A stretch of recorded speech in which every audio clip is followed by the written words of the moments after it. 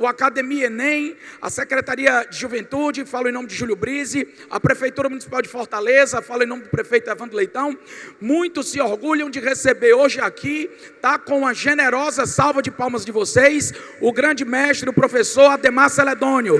Salva de palmas, muito obrigado. Ademar, muito obrigado pela generosidade da sua presença, tá? Nossos alunos têm muito a ganhar com a sua fala hoje. Obrigado, Diego. Oi, gente, boa tarde. Vamos falar de Enem? A primeira coisa que eu queria trazer é o seguinte: a gente vai ter que entender que no conjunto da obra a gente tem uma coisa chamada de TRI. Já deve ter ouvido falar, já? Teoria de resposta ao item. O que é isso? É uma coerência pedagógica que faz com que quem acerta as questões mais fáceis ganha mais pontos em relação a quem acerta só questões difíceis. Então, às vezes, o aluno acerta 20 questões e tira uma nota 500. E outro acerta 20 questões de uma determinada área e também tira uma nota ali 700. Não é a quantidade que faz a diferença. O que faz a diferença é a tal da coerência. E a gente precisa acertar questões fáceis. E aí, para começar, eu queria só... Diego, fuja não. Pega o microfone aí, meu filho, pegue. Fuja não. Só para a gente entender como é que funciona a TRI, tá? Vamos cá. Diego, eu quero descobrir qual é a sua altura, tá? Ok. Então, a primeira coisa que eu quero descobrir é a altura do Diego, eu vou fazer algumas perguntas e coisas do cotidiano, coisas que a gente consegue já mensurar. Ao dormir numa cama comum, os seus pés passam fora da cama? Não passam fora da cama. Então, o Diego tem no máximo 1,85. Porque uma cama comum tem no máximo 1,85. Ok? Diego, você entrou no avião, você consegue colocar a mala no bagageiro? Consigo. Então, o Diego tem no mínimo 1,62.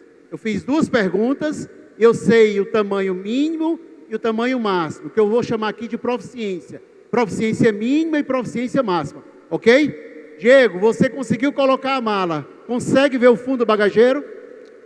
Não consigo ver o fundo do bagageiro. Então, o Diego tem no máximo 1,76, porque só as pessoas acima de 1,76 conseguem ver o fundo do bagageiro. E tem no mínimo 1,62. Diego, você sempre olha as pessoas de cima para baixo? Não. Isso confirma que ele não consegue ver o fundo do bagageiro. Diego, você se daria bem no time de basquete? Não. Isso tem coerência, porque o Diego, em geral, quem joga bem basquete são os mais altos. Se ele dissesse sim, eu tinha que fazer várias perguntas para descobrir se ele tinha essa habilidade. E aí vai, Diego vai subir uma escada comum, você sobe sempre de 2 em 2 degraus? Não. Então o Diego tem no máximo 1,73. E eu vou afunilando e eu vou descobrir qual é a altura dele se eu fizer mais 3 ou 4 perguntas. Ok? Não vou descobrir não, né? Porque a gente já sabe aqui, né? Tá quase na minha bitola aqui. Tá aqui. Tá bom? Obrigado, Diego. Obrigado, Ademar. Valeu. Salva de palmas, pessoal. Já começou chamando bem aí a atenção de vocês. É assim que a TRI acontece. O que eu estou dizendo? As questões são pré-testadas, as questões são colocadas anteriormente para que outros alunos atestem e encontrem dados estatísticos delas. E aí a gente vai começar a entender o que é algumas dessas questões através de um texto que não tem lé com cré. É esse daqui. Olha só, eu vou ler com vocês esse texto e depois nós vamos responder as 6 questões. Era uma vez 2 traufernos, Mirimi e Gicitá. Os 2 traufernos reporavam longe das perlongas. Atenção! No mastro, porém, um dos traufernos, Mirimi, femou que Ramalialia risar uma roa, uma perlonga. Gizitá regou muito. Ele rubia que Mirimi não risaria mais de perlonga. Gizitá feunou, regou, mas nada. Mirimi estava leroado. Ramalialia risar uma roa, uma perlonga. No mastro Fabete, Mirimi risou muito lonto. No moído Fabete, prosseguiu Gizitá. E os 2 arrasaram o ateli. Gizitá não Ramalialia clenar Mirimi. Entenderam? Não? Tá bom. Primeira questão. Quem eram os 2 traufernos? Eu não ouvi. Quem eram? Ótimo. Onde aporavam? Onde aporavam? Longe das perlongas. O que Mirimi não risaria? O que Mirimi não risaria? Mais de Pelon. Quem fez o no? Essa é fácil. Quem fez o no? Quem fez o no? Gicita. O que aconteceu no Mastro Fabete? O que aconteceu no Mastro Fabete? Ótimo. O que Gicita no Ramalia Lia? Clenar, Mirimi. O que Gicita no Ramalia Lia? Clenar, Mirimi. Vocês não entenderam nada do texto e responderam as 6 questões. Ué, como é que pode? Por conta disso aqui, gente, ó. As questões são elaboradas em fáceis, médios ou difíceis, ou que eu posso indicar básico, intermediário e avançado. E o que vocês fizeram foi identificar. Não houve uma análise cognitiva de analisar, não houve alguma coisa de acordo com o texto, não resolveram nada. Simplesmente vocês indicaram normalmente o verbo que é de identificar. Todas as questões do Enem em que vocês baterem o olho e que tiverem que identificar, elas são fáceis. Elas foram elaboradas para serem fáceis. Ok? Esse é o primeiro grande ponto que eu queria trazer. Vamos resolver essa questão? Foi a mais fácil de 23. Por que é tão importante amamentar? O bebê recebe anticorpos da mãe contra proteção contra diversas doenças como diarreia e como infecções, principalmente respiratórias. Diminui o risco de asma, diabetes ou obesidade em crianças. É um ótimo exercício para o desenvolvimento da face do bebê e para o crescimento dos dentes. Desenvolve a fala e uma boa respiração. Essa campanha publicitária do Ministério da Saúde visa, vamos fazer de trás para frente, informar sobre o aumento de anticorpos nas mães, orientar sobre o exercício para uma boa amamentação, defender o direito das mulheres de amamentar em público, apresentar tratamentos para infecções respiratórias em bebês, divulgar um conjunto de benefícios proporcionados para a amamentação. Isso aqui é apenas para identificar. Você vai olhar e vai marcar qual a opção correta. Quando vocês perceberem esse comando de não ter que resolver, não ter que analisar, não é de acordo com o texto, pode ter certeza que a questão é fácil. Essa primeira grande dica, inclusive do primeiro dia, isso vai ter muito dentro do primeiro dia, ok?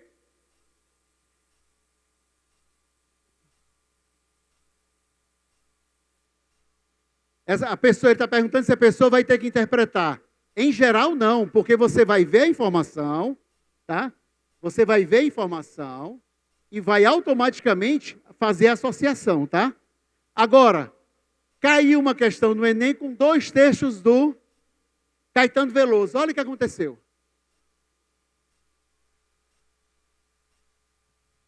Vamos voltar aqui para poder a gente ligar o som, né? Só um minutinho. Só para a gente ver aqui. A questão do... Vai. Então, todo mundo perguntando aí qual seria a letra dessa resposta. Sadinha atrás. Do Enem. Diga aí.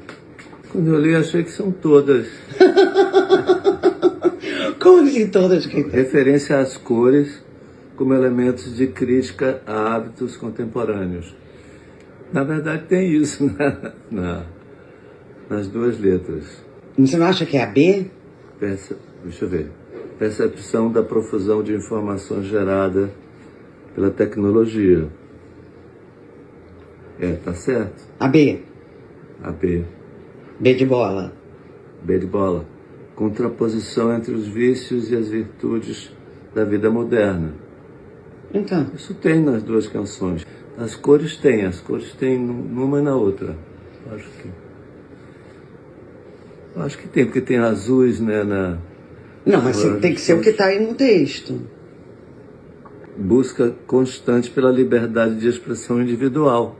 Também achei que era essa, D. Eu acho também. Eu achei que era D. Mas aí todo mundo falou, não, é B. Crítica à finalidade comercial das notícias. Tem um pouco disso também.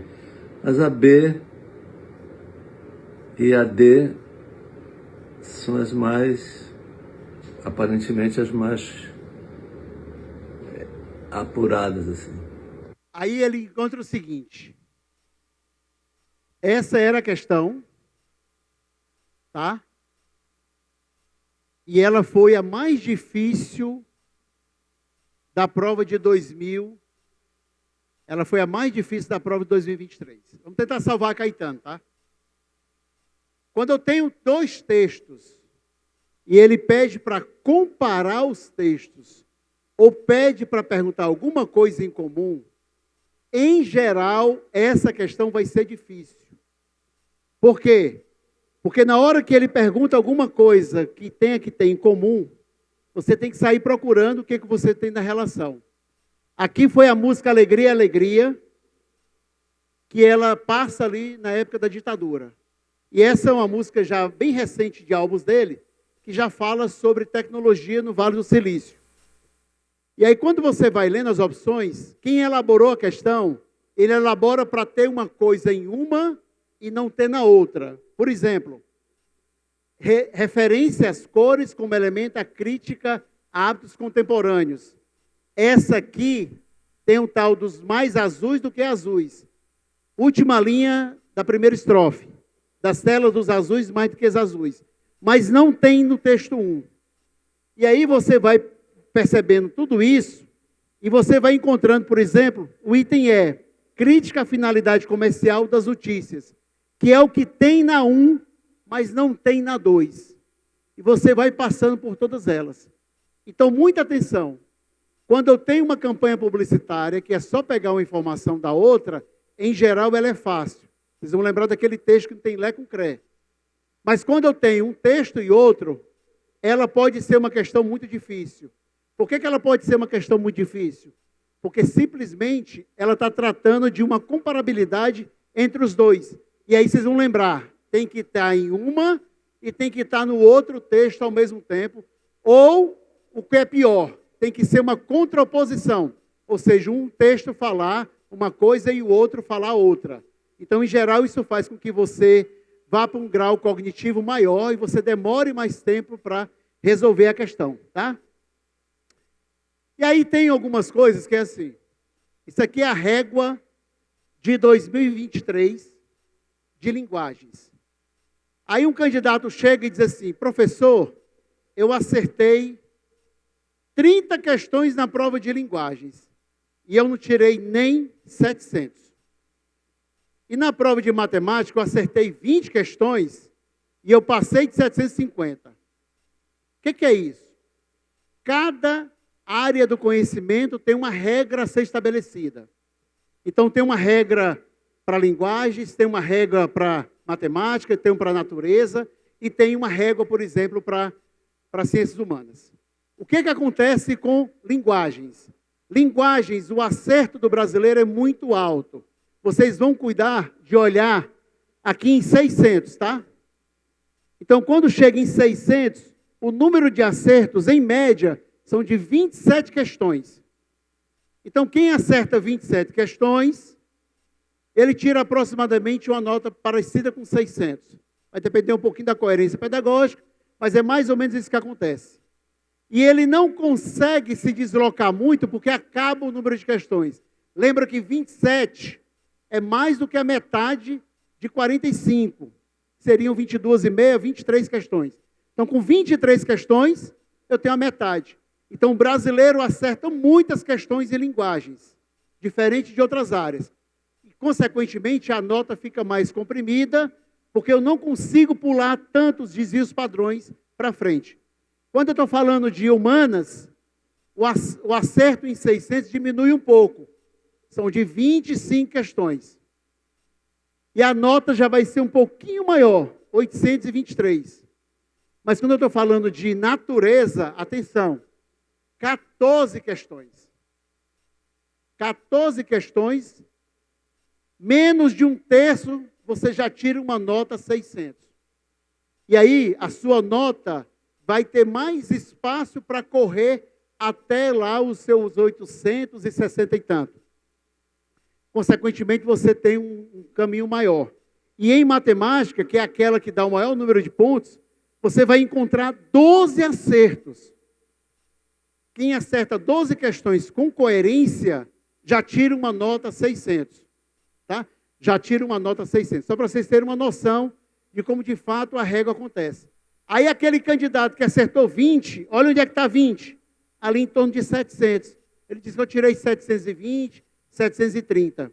Então não posso comparar uma régua de uma área com uma régua de uma outra. Cada uma delas tem a sua peculiaridade. Essa aqui, ó, são das 4. Então quem quiser aproveitar até para tirar um print das 4, acho que vale a pena aqui essa foto, que é para vocês terem a comparabilidade das 4 áreas do conhecimento, tá? Quase todo ano é esse perfil aqui, mudando muito pouco, tá? Quase todo ano é assim, mudando muito pouco. Agora, oi. Voltar, tá, desculpa. Voltou não, né? Pronto, desculpa.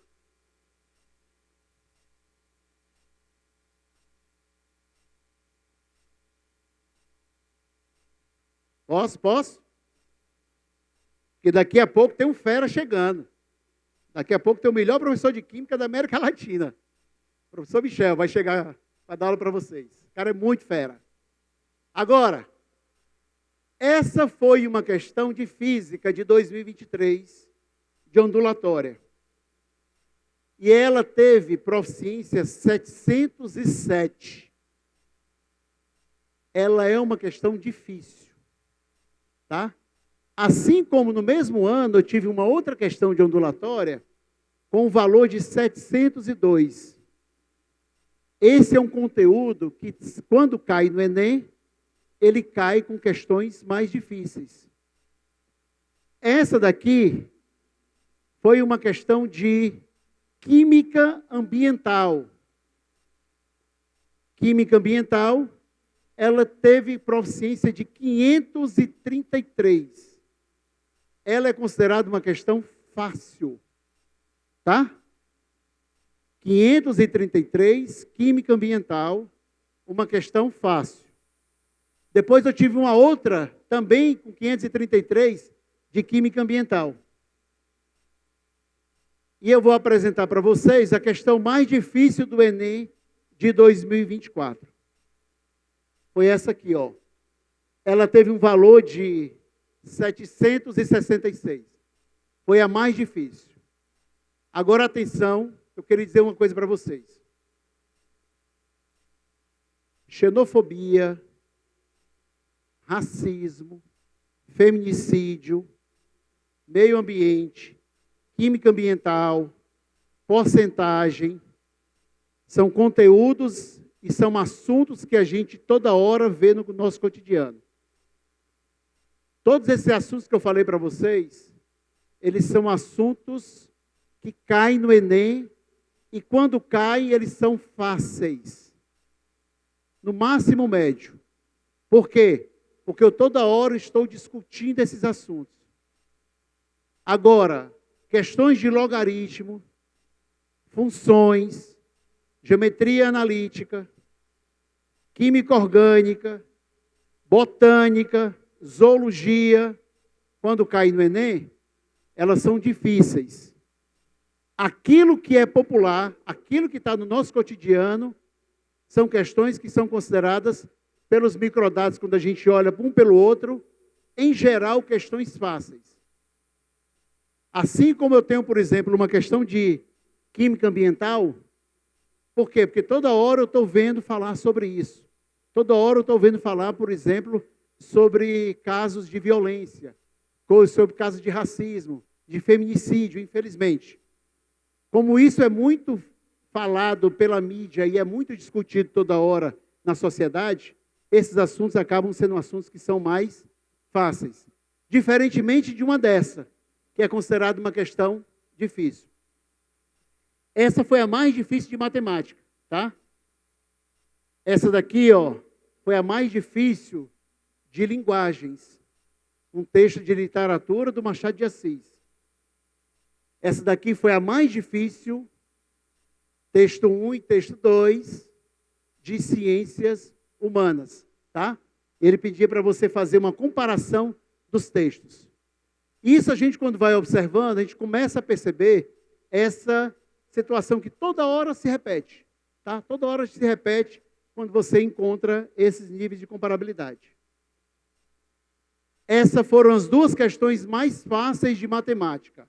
Aí lembra, cara, quem acerta 30 em matemática vai tirar uma nota para lá de 800. 30 em matemática, às vezes dá até 820, 830. Essas foram as duas mais fáceis. O que elas têm em comum, hein? O que elas têm em comum? Gráfico, tabela. As questões que têm gráficos e tabelas, em geral, são as mais fáceis de matemática. Então, atenção. Vai sair o aluno da Academia Enem agora e vai entrar o candidato da Academia Enem. Vai sair o aluno e vai entrar o candidato. Na hora de começar a prova, no segundo dia, no dia 16 de novembro, você vai abrir o caderno e vai lá para a matemática. E natureza, eu faço o quê? Calma. Você vai para a matemática. E você vai localizar as questões que tem gráfico e tabela dentro da prova de matemática. Vocês não vão fazer a prova de forma linear.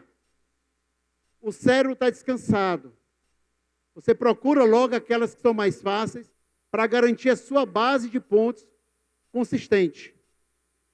Comecem por gráficos e tabelas, que vocês vão ver que são as questões mais fáceis.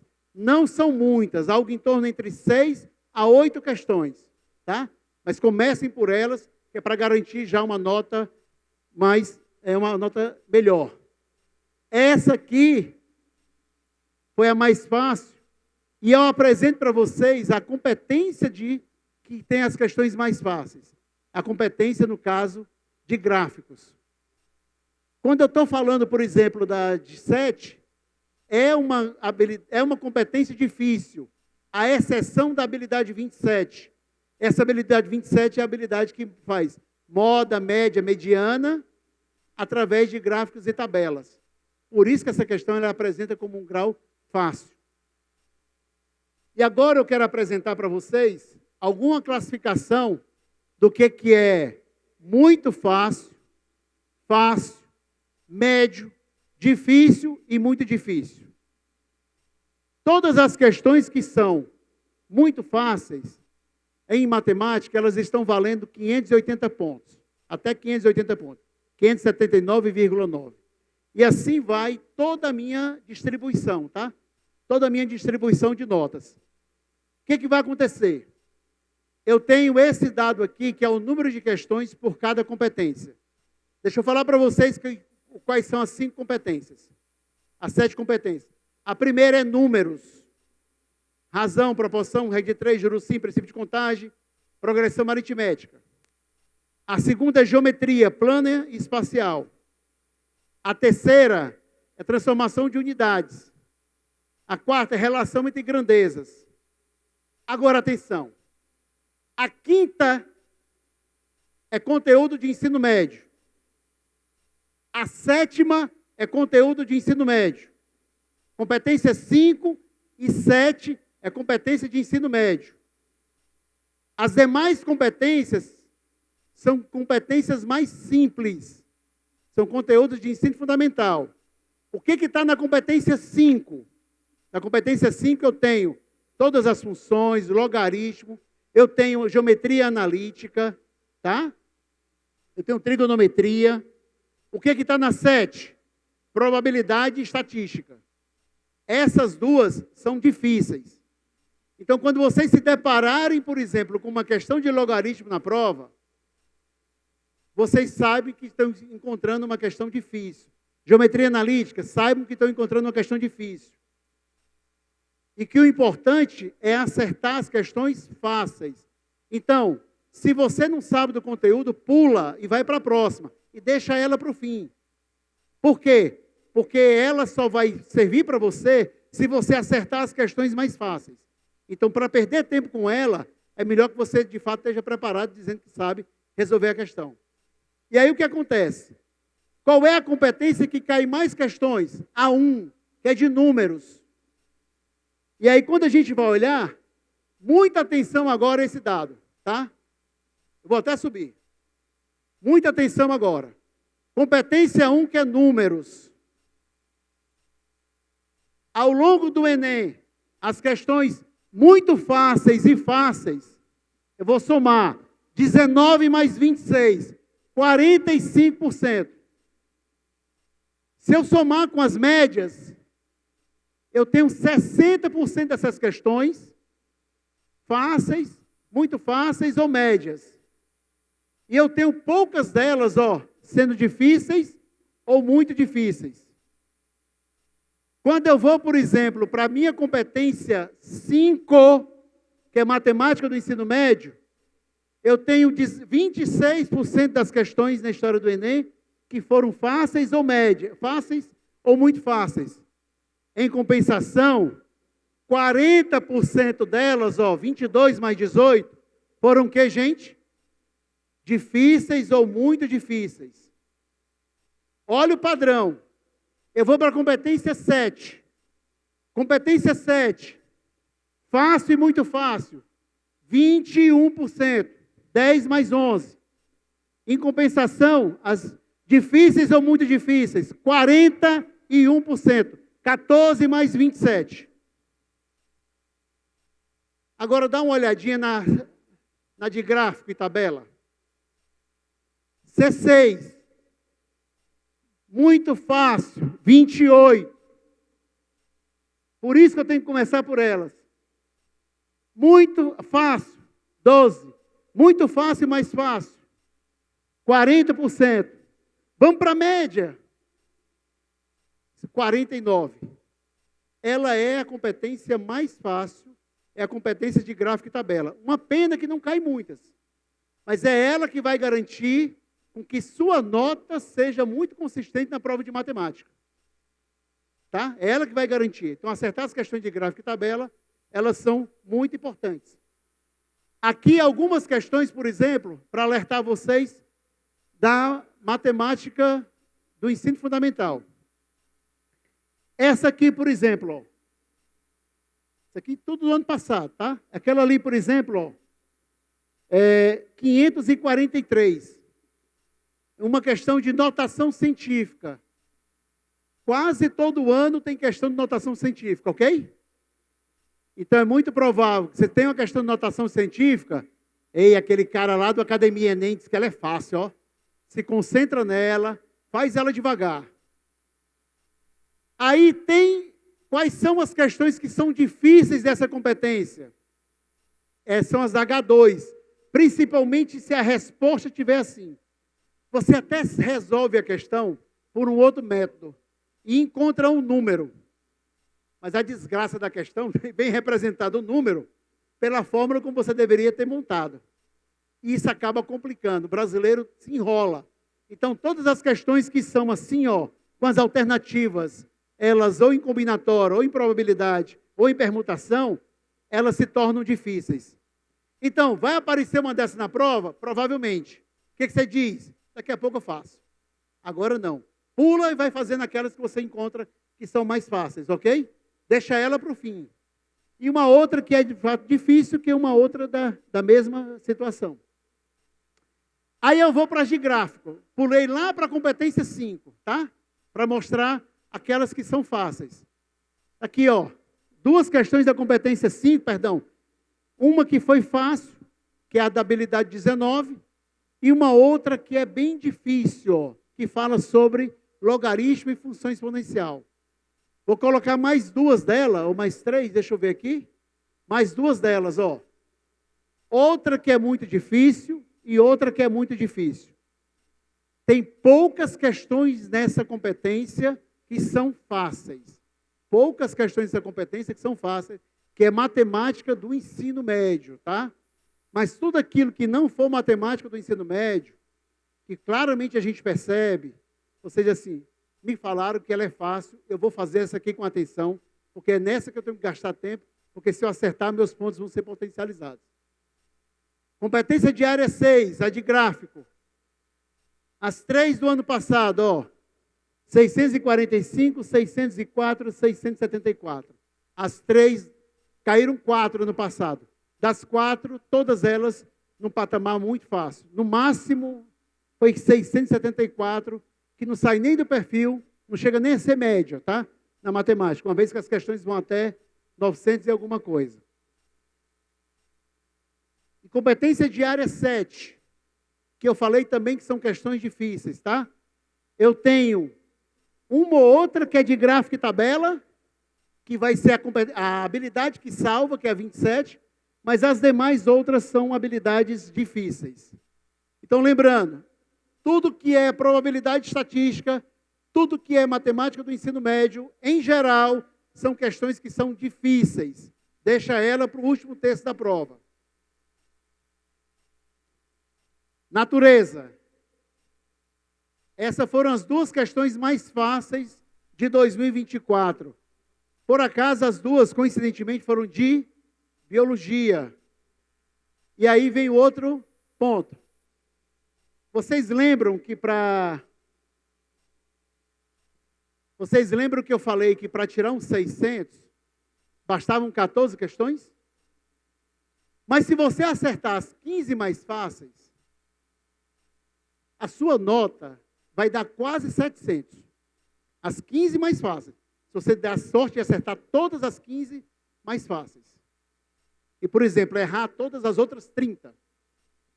E aí, o que eu percebi? Ao longo dos anos, a gente tem um padrão. Das 15 mais fáceis, quase a metade delas está numa única matéria, que é biologia. 7 em 2021, 7 em 2022, 6 em 2023, 7 em 2024. Detalhe, em 2024 só eram 12 questões de biologia. Foi um ano atípico. Das 12, 7 foram muito fáceis. Tá? Só para a gente se ligar.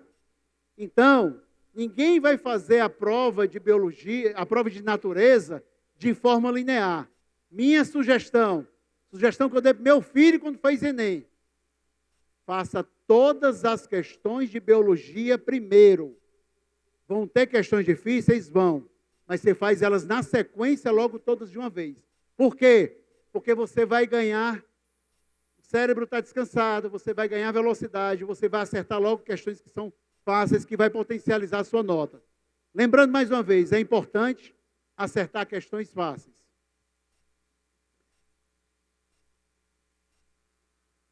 As duas mais fáceis de linguagens, tá?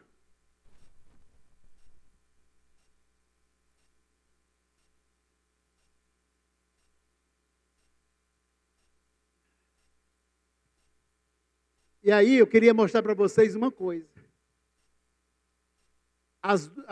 Uma das mais fáceis de linguagens, ela está na competência 7. O que é que fala a competência 7? Confrontar opiniões e pontos de vista sobre diferentes formas de linguagem e suas manifestações. Aqui nessa tabela do lado tem quanto vale cada uma das questões que caíram em 2024. 421, 497. Gente, antes de 500, é tudo muito, muito fácil. 574, 599 e 682. Aqui foram duas questões, uma de 2020 e 2021. Essa daqui foi a quinta mais fácil, a de 2020. A de 2021 foi a oitava mais fácil, que é campanha publicitária. Agora, olha o que aconteceu em 2022, 23 e 24. 2022 foi a mais fácil, 2023 foi a mais fácil, 2024 foi a mais fácil. 2022, 23 e 24. No Enem não cai propaganda. Se uma vez já caiu, mas eles alteram para não sair nenhuma marca. Mas eles fazem eles aproveitam muitas campanhas publicitárias de governo, seja estadual, federal. Quem for no meu Instagram hoje vai encontrar um monte de sugestões que eu fiz falando sobre isso aqui, tá? Sobre motes que podem cair na prova de 2024. Final do momento aqui, eu dou meu Instagram para vocês. só de campanhas publicitárias. Cadê o Diego? Diego disse que ia dar para vocês também um material só de campanhas publicitárias, tá? Diego me falou que ia fazer isso também. Daqui a pouco ele vem aqui para dizer como é que vai ser isso.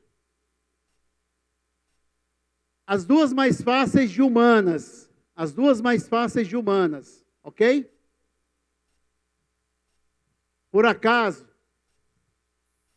qual é a habilidade que começa o verbo de cada uma dessas duas? Qual foi? Identificar. É das campanhas. Vamos fazer aqui. Pronto.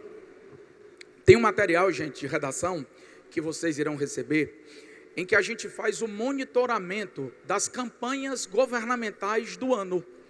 Entenda, existe uma teoria que não é verdadeira, de que teoricamente o INEP ou o governo ou algum ministério específico daria spoiler do tema do Enem por meio de postagens, enfim, esse mito circulou pela internet. Na verdade, o que pode acontecer é o contrário.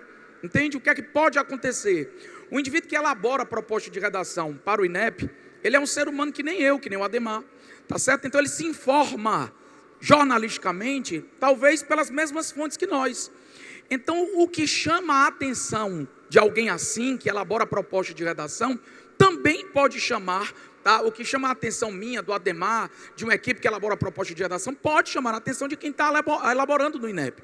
Então o que a gente faz? A gente monitora tudo que foi comunicação governamental, seja do Instagram ou do Twitter, X, antigo Twitter, tá certo? Do governo federal ou de alguns ministérios específicos, notadamente o da educação, o da saúde, o da justiça e segurança pública, tá certo? Do meio ambiente e mudança do clima. A gente monitora, tá certo? Essas comunicações, porque em geral as pautas sobre as quais esses ministérios postam atingem toda a sociedade, geram uma reflexão nacional e podem muito bem ser contempladas no Enem. Então, tanto na prova objetiva quanto na redação, é muito importante, tá certo, que a gente esteja muito atento para o que está sendo disseminado em forma de campanha elucidativa, campanha preventiva governamental. E o Ademar vai falar disso. Dom Diego, e os alunos vão receber isso? Vão receber aqui no Academia Enem. Vão receber, salva de palmas, vão receber aqui no Academia Enem o resumo de toda a comunicação governamental do ano. Vocês vão receber tudo que foi postado em relevância, vocês vão receber as imagens, os assuntos, tá certo? E a topicalização temática disso, ok? Está prometido aqui. Vai que o tema da redação aparece por lá. Alguma coisa a ver com a COP. De repente, tá certo? O aluno do Academia Enem terá tido acesso. O AE voltou com força. Uhul! Valeu, Dom Diego. Falando de redação, e aí é o seguinte, olha o que aconteceu aqui, tá? Nos últimos anos, a importância da redação. A gente tem um dado que quem está tirando nota 900 ou mais é quase 10% da população que faz a prova, tá? Então, por isso que a importância aqui do laboratório, por isso que é importante ter um cara tão fera como o Diego à frente do projeto, tá? De longe, um dos melhores professores de redação do país, e eu ando muito pelo país e sei o que eu estou falando, tá? Não é só porque é meu amigo, não, mas é muito fera e toda a sua equipe. Então, vamos dar atenção à reta final, a fazer redação, a trazer redação aqui para a galera corrigir, porque isso vai fazer uma diferença grande, porque uma nota muito alta é importantíssima. E olha como é que está o Ceará, gente, ó. Primeiro do país em notas muito altas é Minas Gerais, Piauí, Espírito Santo e Ceará. 12% dos cearenses tiram notas acima de 900 ou mais. Isso quer dizer que 1 a cada 8 redações no Ceará, escolas públicas e privadas, 1 a cada 8, a nota é 900 ou mais. Cara, tirar um 900 ou mais significa dizer que a sua nota vai ser muito potencializada para passar no vestibular, para passar no Enem, em qualquer lugar, tá? Então, muita atenção na reta final, vamos fazer a redação, porque isso vai garantir, de fato, a aprovação de vocês de uma forma muito mais coesa. A intenção aqui agora é falar de alguns assuntos que eu acredito que vão estar na prova, tá? O primeiro é inteligência artificial. E aí, a primeira situação que a gente tem que encontrar é que eu tenho aqui várias LLMs, modelos de linguagens que são relacionados. Esse aqui eu tenho um pouquinho de várias. Tem as chinesas, por exemplo. DeepSeek é uma que é muito boa. Tem as americanas, a mais famosa de todas elas é o ChatGPT. Mas tem várias, tá? Tem pelo menos uns 300 LLM já lançados no mundo. Tem brasileiro, inclusive. Tem Marital, que é a Sabiá. É brasileiro. O Brasil tem duas já. O Brasil tem dois LLMs. Que é um conceito que a gente tem que entender que isso pode ser cobrado na prova. Por quê? O que está se falando da IA agora é como se fosse uma tecnologia de propósito, tá? Propósito de valor. Muito parecido como foi o petróleo. O que é isso? O petróleo, ele muda a sociedade. As máquinas a vapor também mudaram a sociedade. Então é muito provável que a gente tenha uma mudança de sociedade sobre esse ponto. Agora, o que a gente tem que entender? Que antes de tudo, esse modelo é um modelo matemático. Ele é um modelo de probabilidades. Então, por exemplo, a frase é: no café da manhã eu comi, provavelmente não foi churrasco. É por isso que esses LLMs, eles alucinam. Eu comi pão, eu comi ovo, por exemplo, no meu café da manhã. Assim que, de alguma forma, que a gente começa a entender. Ou, por exemplo, que eu fui ao mercado comprar uma moto. Não. Esses LLMs, eles não têm conhecimento, eles têm informação. Eles fizeram um rastreio do mundo, e nesse rastreio do mundo, eu tenho uma probabilidade de como combinar essas palavras, como combinar as frases, tá? Mas isso aqui que eu quero mostrar para vocês, não tem som esse vídeo, tá? Mas muita atenção, porque ele é muito importante esse vídeo.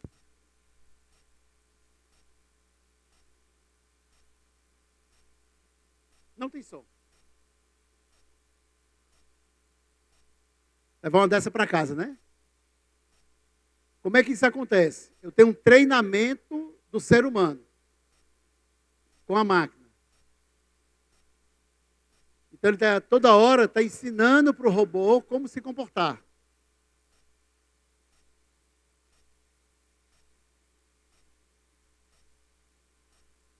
Então, ele ensina a como dobrar uma camisa. E o robô vai aprendendo. Ele ensina a jogar uma bola. E o robô vai aprendendo.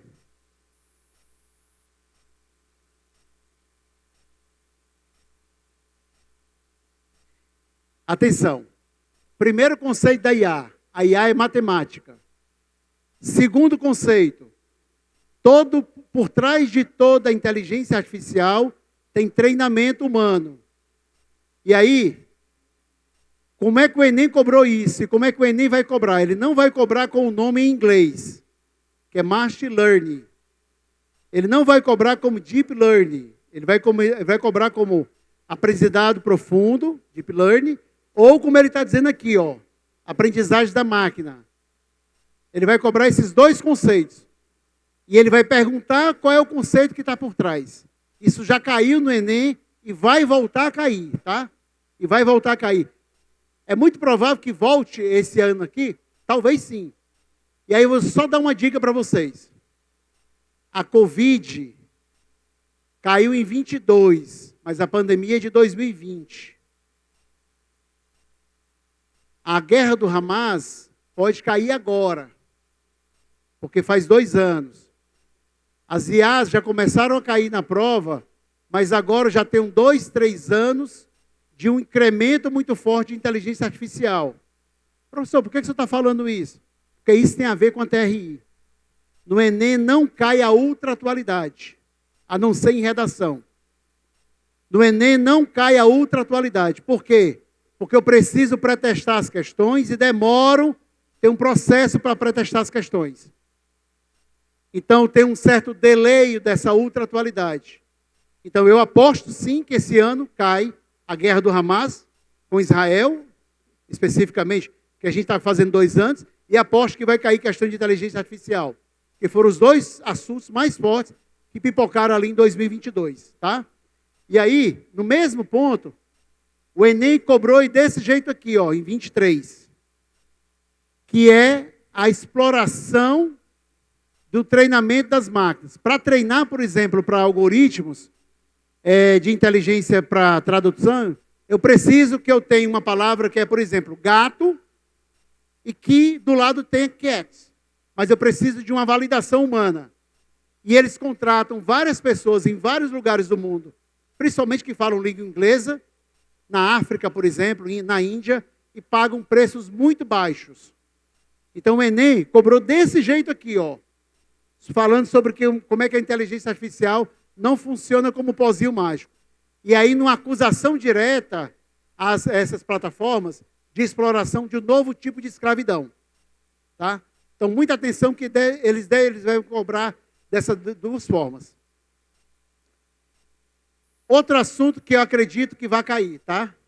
Por quê? Porque vem caindo de forma recorrente. E aí é sobre o aquecimento global. Vamos entender aqui uma coisa. Esse gráfico que estava nessa revista aqui, essa revista, quem quiser tirar uma foto e depois procurar, essa revista é a queridinha dos textos do Enem, tá, gente? O site dela vocês podem baixar e é gratuito as publicações das revistas anteriores. Esse gráfico aqui mostra o seguinte. Voltar, né? Eu disse que era para tirar a foto e passei. Pronto? Essa revista já caiu em capa como texto motivador da prova de redação, 2023. A capa dela, de uma das edições. O que é que esse gráfico fala? Esse gráfico fala que em 2023, todos os dias do ano foram mais quentes do que a média dos últimos 150 anos. 24 também aconteceu isso. 24 também foi o mesmo patamar. 25 ainda não terminou, mas tudo leva a crer que 25 vai ser o ano mais quente da humanidade. Então tem 2 ou 3 ou 4 anos que isso está acontecendo. Então esse é um assunto muito forte. Esse, inclusive, é um assunto muito forte, até para estar no Enem, viu, Dom Diego? Esse é um assunto muito forte, inclusive, para estar como recorte temático sobre o meio ambiente, principalmente porque eu tenho COP esse ano, principalmente porque eu estou falando de Amazônia. Tá? Então tem alguma relevância muito grande aí para a gente ficar atento aí sobre as consequências do aquecimento global. Inclusive, olha o que já caiu em 23. Vocês não vão acreditar, mas isso aqui que está em amarelo, fonte, revista, pesquisa, FAPESP. Essa revista aqui, ó. Opa. Essa revista aqui. A mesma edição, muito forte para se cair. Outro assunto muito forte. Tem som agora, tá?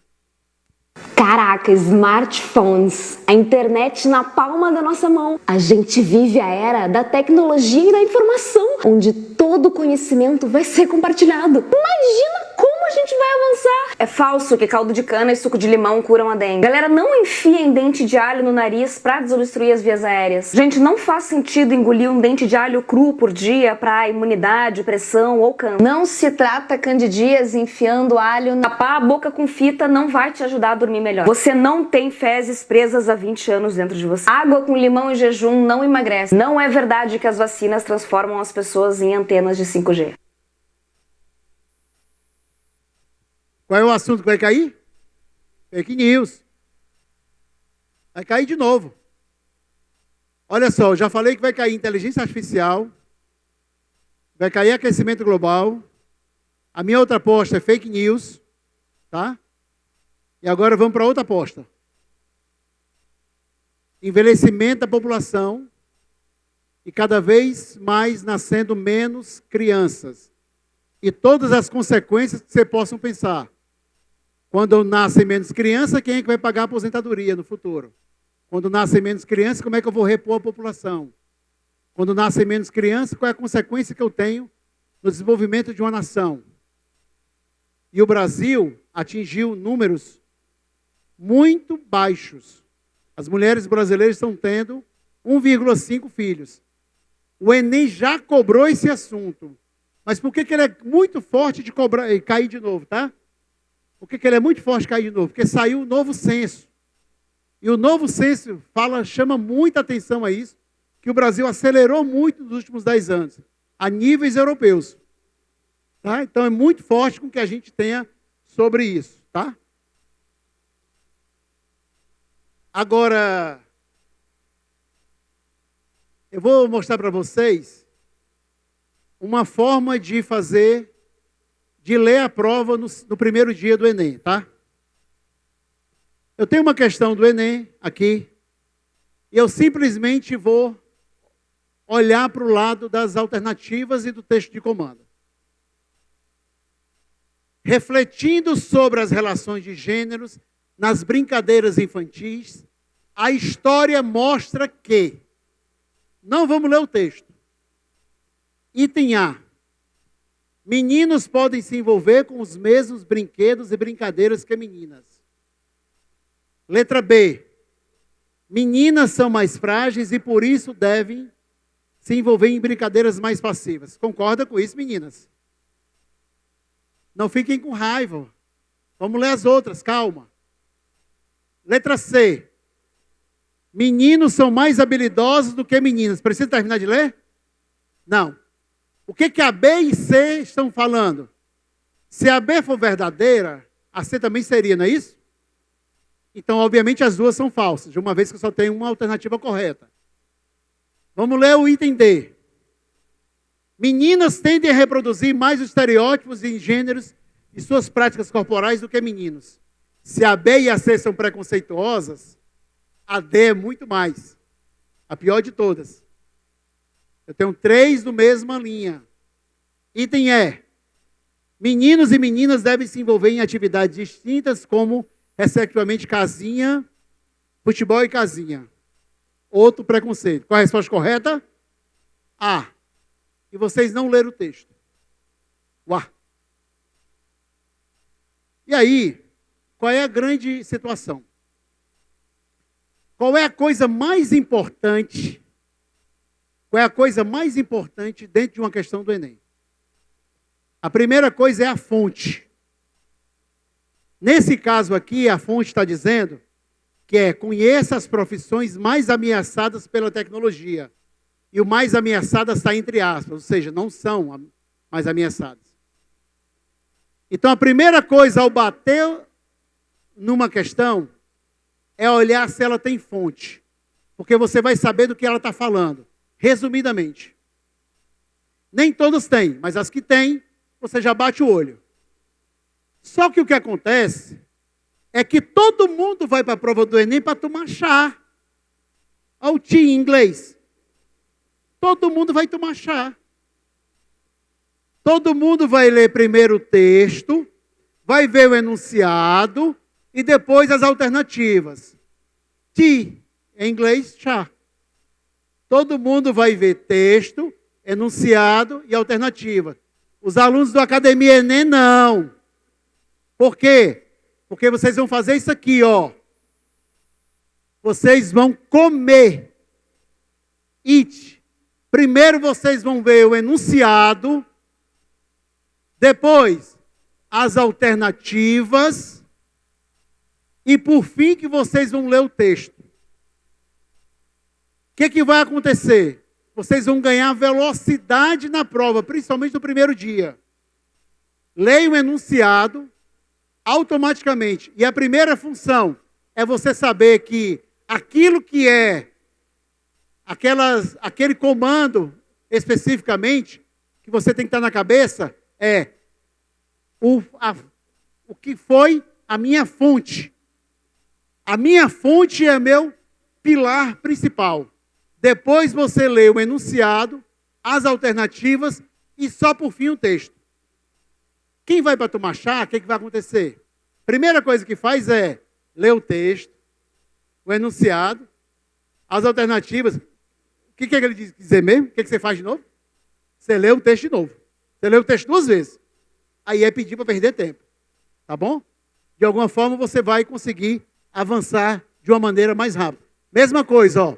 Todo mundo vai... Vem aqui, Diego, você vê essa comédia aqui? Todo mundo vai para a prova do Enem para tomar chá. Todo mundo lê assim, ó, texto, enunciado e alternativa. Na academia Enem, não. O que o pessoal vai fazer? O pessoal vai comer a questão, ó. Vai ver o enunciado, as alternativas e o texto. Em inglês, it. Vai comer a questão. Dessa forma, como a gente vai cada vez mais progredir. Gente, era isso. Muito obrigado. Sucesso na prova, hein? Valeu!